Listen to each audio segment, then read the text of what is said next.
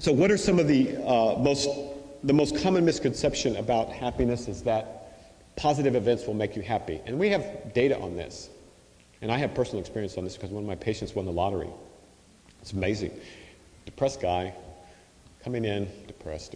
You know, he wins the lottery, all of a sudden overnight becomes a multi-millionaire. Still comes in. I thought that was cool.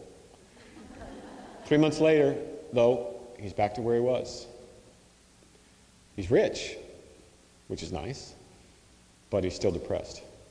And there's plenty of data that shows the very same thing, that a lot of money or a lot of success, which you think will make you happy for good, actually gives you a moderate amount of happiness for a short period of time. Actually, the place I really learned this was in the Yucatan, where after I had this really, after my divorce, it was just horrible. I was totally depressed. I'm just wiped out. And my way of dealing with that was just by working. At the time I was in New England. And so I decided to go to anywhere where there was sun. So I went down to Cozumel. And I was just kind of in a daze, and I just booked whatever it was, or I didn't even know where I was going to land, but there's some place that looked like it would be good or whatever. So I ended up at this resort, and it wasn't a Club Med, but it was the same. I found out later it's the same principle, because you had all these beads, and that you use for your drinks and for your food, etc., etc. Actually, it was a tennis thing. I don't know why I was there, since I don't play that much. I don't play tennis, but I was at some tennis club resort in the Caribbean. And what I noticed a couple of things. The first turning point was when I was standing in line. Here I am, I'm white as a sheet, wearing this Hawaiian shirt, in line at the, with all these tourists at this resort, everybody trying to have a good time, and I'm waiting my turn in line with my beads here. I've never done that before. I used beads for money.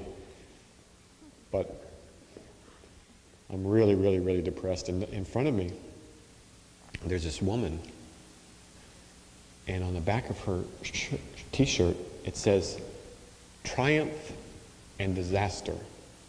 I'll treat both imposters just the same. Mark Twain." And I saw that, and it was like, you ever had one of those moments where like, wow, that's it. And so I had this huge epiphany. Triumph and disaster, I'll treat both moments just the same. And it was like a bolt of lightning that hit me. So I tapped her on the shoulder, and I said, "Where did you get that t-shirt?" She says, "Why?" I said, "Because of what it says on the back." She goes, "It says something on the back?" So that was the beginning of beginning to understand a few things. And then I noticed something else. Here were all these wealthy Americans primarily, desperately trying to have a good time. They wanted to get their money's worth, and they were doing their best. And they'd saved up for these vacations, and there was this and that and all these expectations, etc. And they were partying and trying to have a good. You could tell how hard they were trying to have a good time, but you could also see how often it was failing, because they would get in fights with each other.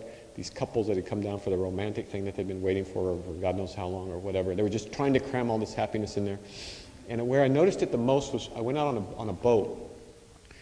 And in the Yucatan, the Yucatan has an extraordinary indigenous population, descended from the Maya. And they're kind of short, kind of dark, but they're the happiest people that I know of, that I've encountered anywhere in the world. It's extraordinary. And what I noticed was that they were the ones that were doing the work, the grunt work on the boats. They were like scaling the fish. They were like waiting on the tourists. They were, laughing and joking with each other in Spanish. And they were doing all the grunt work, but they were having the time of their lives at work. And the tourists were there doing their damnedest to try and have a good time, but they couldn't. They just didn't. They were trying in the wrong way. What these men and women from the Yucatan seemed to have was this appreciation for the little things, the beautiful climate, the beautiful ocean. They love Cozumel. They love, that part of the world is beautiful. And they were just content with what they had. And so what I learned then, and boy, I needed to learn it too, was that happiness was not necessarily something that you could just take for granted, or you could just pay for, or you could just fly to. So if you look at the scientific literature on happiness, what we find is that some people are temperamentally more happy, like the descendants of the Maya in the Yucatan.